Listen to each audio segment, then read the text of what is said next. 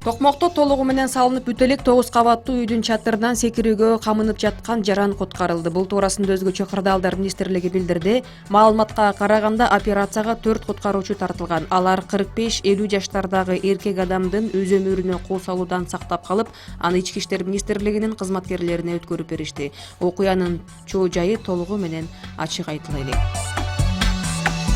Ак Өргө калктуу конушундагы дүкөндөн кайрымдуулук үчүн чогултулган акча кутусун уурдап кетишти. Бул туурасында Бишкек шаардык милициясы билдирди.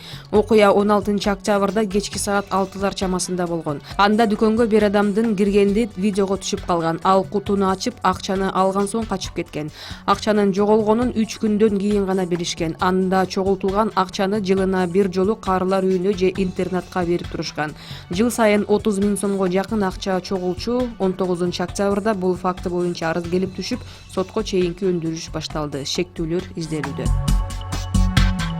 Россияда өткөн жылга салыштырмалуу күйүүчү майга болгон талап 1%га түшкөн. Бул акыркы бир нече жыл ичиндеги рекорд деп жазат Известия басылмасы. Маалыматты аталган тармак боюнча иликтөө жүргүзгөн агенттик жарыялаган. Эксперттер күйүүчү майга болгон талаптын кескин түшүп кетүүсүнө баанын кымбат болушу эмес, калктын реалдуу кирешеси акыркы жарым жылда төмөндөгөндүгү менен байланыштырууда.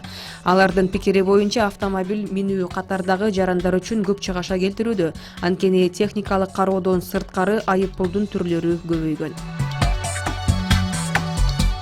Жалал Абад облусунда жер титирөө катталды. Бул туурасында өзгөчө кырдаалдар министрлиги билдирүүдө. Жер титирөө Жалал Абад облусунун аймагында катталып, очогунда күчү 3 баллга жеткен. Жер титирөө Сузак районунун Көкжаңгак шаарында 2,5 балл жана Кара Чолок, Багыш, Михайловка айылдарында 2 баллга чейин сезилген.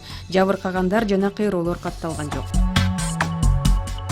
Аламүдүн районунун Лебединовка айылында аянты 100 чарчы метр үй толугу менен күйүп кетти. Бул туурасында бүгүн өзгөчө кырдаалдар министрлиги билдирүүдө. Панфилов районунун Чалдабар айылында аянты 30 чарчы метр болгон бастырма жана 250 түк чөп өрттөнгөн. Учурда кырсыктын себептери такталууда. Ысык көл облусунун Тоң районунда 2 карышкыр атылды. Бул тууралуу жергиликтүү мергенчилер билдирген. Мергенчилердин айтымында 3 күндүн ичинде карышкырлар 4 жылкыны жеп кеткен. Мындан улам Төрткүл, Эшперов, Бөкөнбаев, Туура суу айылдарынан мергенчилер чогулуп, ашууда 10 карышкыр үйүрү менен жүргөндүгүн аныктаган. Алар карышкырларды курчоого алып экөөнү аткан. Тургундар мал жандыкка кол салып жаткан карышкырларга дагы аңчылык кылышаарын айтууда.